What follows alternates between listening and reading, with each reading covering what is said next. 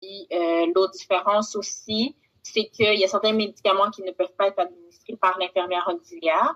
Mmh. Pour devenir infirmière auxiliaire, c'est une formation de 2 ans au niveau du DESS. Pour être infirmière, c'est 3 ans au niveau collégial ou 3 ans. En fait, je conseille que l'infirmière technicienne. L'infirmière technicienne, c'est 3 ans au niveau collégial en général, mais il y a certaines personnes qui font la formation continue, donc c'est 2 ans à la formation continue, donc ils n'ont pas d'été en général, là, donc ils font 6 sessions quand même, mais sur 2 ans. Puis, l'infirmière peut administrer des médicaments intraveineux, tous les médicaments intraveineux. Elle peut aussi préparer certaines solutés avec des mélanges d'électrolytes, ce que l'infirmière auxiliaire ne peut pas faire. L'infirmière auxiliaire peut effectivement donner des médicaments, pas donner des médicaments, mais donner un soluté intraveineux, mais il ne faut pas qu'il y ait de mélange, en fait, que ça soit très simple, là, comme vraiment juste du sodium avec de l'eau. Donc, s'il y a des médicaments rajoutés à l'intérieur, c'est l'infirmière qui s'en occupe. Puis, par la suite, on a, au niveau du bac, les sciences infirmières, qui sont 3 ans aussi, qui fait par le bac initial. Sinon, c'est 2 ans pour le DEC-BAC. Donc, c'est une infirmière qui a fait son DEC, qui s'en va faire son bac. On lui crédite 1 an au niveau de son bac pour qu'elle puisse devenir clinicienne. Donc, on a l'infirmière clinicienne qui, elle, a beaucoup plus d'opportunités. Donc, elle peut enseigner au niveau collégial. Bien entendu, elle peut enseigner aussi au niveau secondaire pour les infirmières auxiliaires. Elle peut travailler elle peut avoir certaines tâches au niveau clinique, par exemple au CLSC, en GMF, que l'infirmière technicienne ne peut pas nécessairement avoir accès. Bien entendu, il y a des exceptions qui se font parce qu'il y a un manque d'infirmières. Donc, il y a certaines balises qui sont laissées tomber. Quoi d'autre? J'ai un blanc, là. Ah oui, le droit à prescrire, c'est l'infirmière clinicienne qui s'en occupe aussi. C'est une petite formation qu'on peut faire avec l'ordre. Puis je pense que c'est pas mal ça. Okay. C'est pas petit, c'est très long. Je l'ai faite. C'est on s'entend, c'est pas un bac. Ah non, si tu compares ça au bac, laisse faire, là. Le bac, ça, c'était autre chose. Mais le droit de prescrire, c'est, dans le fond, c'est ce qui est, comment dirais-je, qui est vraiment attaché à la clinicienne. C'est qu'elle a le droit de prescrire pas comme un médecin, mais tout ce qui concerne les soins courants, les médicaments de base, les antibiotiques de base, certains tests de prise de sang, tout ce qui est de base vraiment, puis qui c'est pas un suivi médical, une infirmière clinicienne peut le faire. Comme en CLSC, je peux prescrire, exemple, certains pansements antimicrobiens pour un patient. Après ça, on a la super infirmière, que j'aime pas le terme qu'on dit super infirmière parce qu'on peut tout faire, mais il y a l'infirmière praticienne spécialisée au niveau de la maîtrise. C'est 2 ans, temps plein, pas d'été, pas de vie. Puis par la suite, l'infirmière praticienne, honnêtement, elle a un peu comme un rôle qui ressemble, qui est très similaire à ce qu'un certain résident font. Donc, elle va pouvoir prescrire, elle va travailler avec un médecin, elle va faire le suivi, ce qui est différent par rapport à l'infirmière clinicienne qui a le droit de prescrire, mais qui n'a pas de suivi à faire. L'infirmière praticienne va avoir des suivis. Au Québec, le rôle de l'infirmière praticienne est très, très restreint. On a très peu de spécialités, très peu de droits aussi. Donc, oui, on a le droit de prescrire, mais ça doit être seulement pour des pathologies mineures. Donc, hypertension, diabète, cholestérol, en gros, pour vous donner une anémie. Oui, anémie. Ça, c'est vraiment en gros. Ça, c'est en GMF. Sinon, il y a des infirmières praticiennes à l'hôpital en cardiologie, néphro-psychiatrie.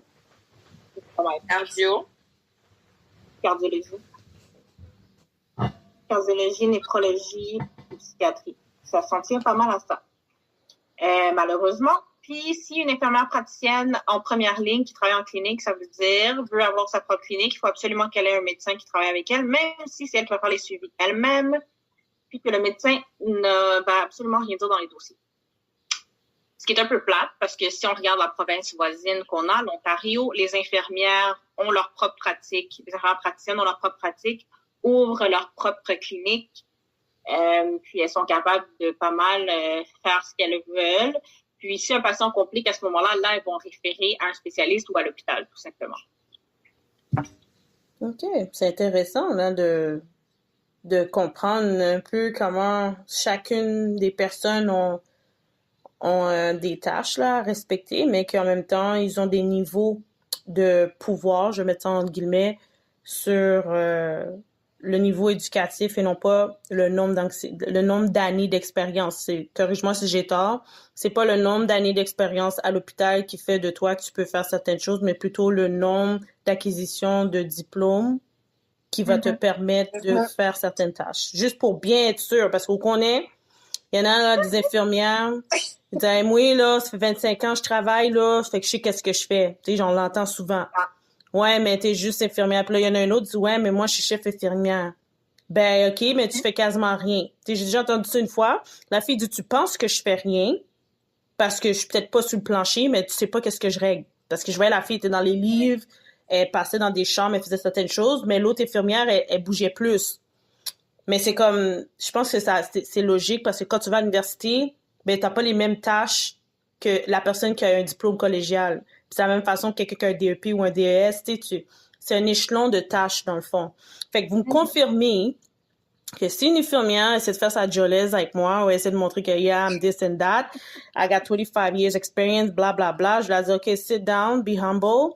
La fille qui a un bac, je la trust plus parce que elle a plus de pouvoir que toi, mais je dénigre pas ton expérience, je dénigre pas ton poste, ton titre.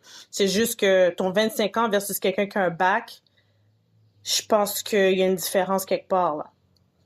Ben, en fait, je vais te dire, c'est pas une question de pouvoir, c'est vraiment une question d'acquis de connaissances.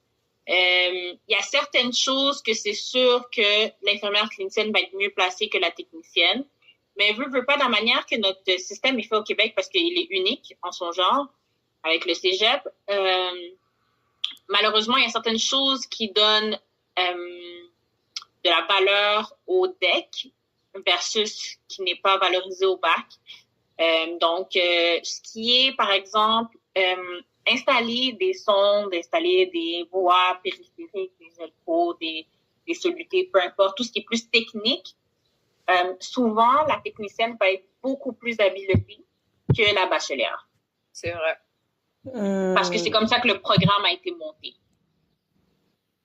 Donc c'est-tu le nombre, excuse-moi de t'interrompre, c'est-tu le nombre d'années d'expérience qui la rend habile versus la personne qui a plus de théorie que pratique? Même pas, c'est même pas le nombre d'années, c'est vraiment juste la manière que le programme est monté.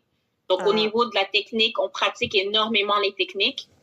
Au niveau du bac, il y a beaucoup plus de théorie qui est vue. Ils ont un meilleur jugement clinique au niveau du bac, mais au niveau des techniques, ils ont beaucoup plus de difficultés. Parce qu'ils ont moins de difficultés. Exactement. Moi, quelqu'un qui a fait une technique va être plus habilité, justement, ça le dit, à faire des techniques. L'évaluation va être là, la connaissance va être là, mais au niveau technique, ils vont avoir un petit coche de plus. Veux pas, l'expérience joue beaucoup aussi. Si ça fait 35 ans que tu mets une sonde versus t'es une infirmière technicienne, ça fait 35 ans que tu mets des sondes versus quelqu'un qui vient faire son bac sans en fait la technique, ça fait genre 5 ans qu'il est là. J'ai plus demandé à la madame qui a 35 ans de mettre la sonde, ça c'est clair. Okay, good. That's a good example. Non. Ouais, moi, ça va vraiment avec moi, ça passe de personne en personne. C'est la même chose pour les patients. C'est vraiment comment la personne a fait sa formation, comme Jay a dit.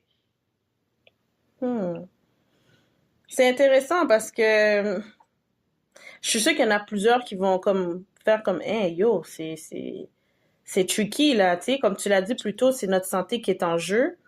Puis t'as la personne qui a l'expérience versus le titre. Puis là, ça vient enchaîner avec ma question en tant que telle. Ben que oui puis non, là, mais je vais aller quand même avec cette question-là. C'est que est-ce que c'est déjà arrivé à l'urgence ou au CLSC qu'un patient qui a été pris en considération, mais que on a sous-estimé votre analyse, que vous-même, vous avez jugé que c'est critique, le cas du patient, mais que quelqu'un de supérieur à vous a dit non, c'est correct, il peut attendre encore? Oh, souvent. Il y a un running gag qui fait un meme, en fait, sur Instagram qui m'a vraiment fait rire. puis c'est écrit dans le fond, when you've been telling the physician that the patient is going to need to be intubated, and then he gets into respiratory arrest. Puis, c'est des choses qui arrivent malheureusement dans le système de santé. Certaines personnes refusent d'écouter leurs collègues ou leurs supposés, comment on appelle ça? Subalterne. Subalterne, merci. Leurs supposés, j'ai bien dit subalterne. Je l'ai dit subalterne aussi, subalterne. Hein? J'ai chuchoté subalterne. J'aime pas ce terme-là. Là, non, mais c'est parce que pour moi, c'est pas vrai. On est non, ça existe pas. On est des maillons d'une chaîne, donc s'il y a un maillon qui fonctionne pas, ben... Mais ça, c'est clair. Tout le monde dit le médecin, c'est Dieu, puis après ça, nous, on est les petits anges, puis on est les petits terrestres, mais c'est une question d'équipe. Il n'y a pas quelqu'un qui vaut plus que l'autre. La décision de quelqu'un vaut plus qu'un autre, mais on travaille... je travaille pas pour le médecin. Je travaille pour l'hôpital, je travaille pour le patient. Le médecin va me donner des directives, mais c'est pas mon boss. Parce que peut-être avec vous, je pense que certaines personnes ne se rendent pas compte. Moi, j'ai déjà dit à des médecins, je ne ferai pas ce que tu as prescrit parce que je trouve que c'est une mauvaise idée. OK. Parce que c'est ma profession, c'est mon permis et c'est la vie du patient qui est en jeu. Si le médecin veut le faire, on va le faire. Tu es capable de piquer, tu as appris à piquer comme moi. Tu es capable de donner des médicaments, tu as appris à donner des médicaments comme moi. Si tu considères que c'est important, on va te donner. J'ai pas de problème. Mais moi, je ne le donnerai pas parce que c'est ma profession. Mon permis qui est en jeu. Donc, puis il y a d'autres choses aussi. Ça arrive, comme je vous ai dit pour le mime, c'est la même chose. Ça arrive. On va dire au médecin, ah ben, oublie pas, le patient, il respire pas bien et tout. Qu'il faudrait peut-être l'intuber. Oh, non, il va être correct, blablabla. Bla, bla. Oui, mais on veut pas attendre qu'il tombe en arrêt respiratoire. Non, mais ça va être correct, on va lui donner telle chose. Puis là, je vais t'emmerder avec ça. Je vais continuer à répéter.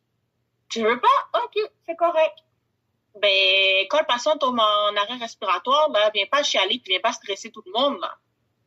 Parce qu'on t'avait avisé.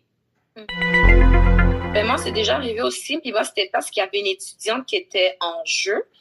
Dans le fond, je travaillais en gynéco-oncologie.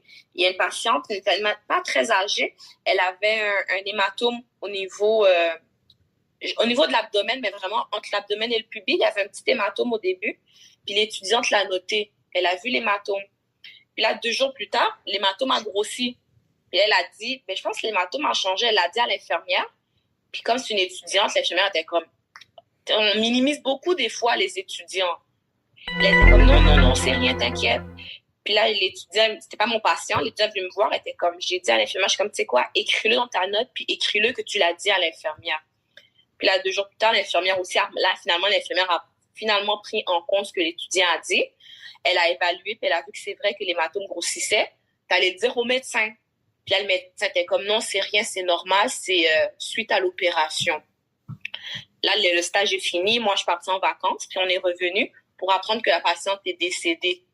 Puis qu'est-ce qui s'était passé, c'est que l'hématome qui grossissait, c'était une hémorragie interne. Oh. Le rein avait été accroché, puis ça saignait tranquillement.